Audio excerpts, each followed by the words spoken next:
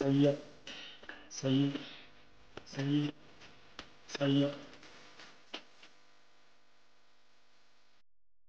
Tokko Angel Kaba, Drain Niduga to Murane Jene Yamunut Bokonu Yamusane Gala, Warda Gongoran Karat de Bisufrenut Manabe, Enulale Opsuna Sugarako, T. Enutanafne, Rakina Garak of Malenu Nape, Yenan Barbada Sagarako Argate Abjuko Jiratu, Sanajan Guso for Kakabachu, Ilmako for Kenya. Isang ilang kamne fadebung kabenya tarimal tubeka utula kaste e janne sa hubinu bofta udende nya to ako ji ko tiya sa fa du fe bilen sanne nyata gara hinjabatu akan jijjira mufku yara na plate amma ko ilala tabadde yung kul fuya muna ilalan festival gamadana to la fakata darun ni dugasa digeni ko bori hin fokisalata buya hara arbuf garan sodata.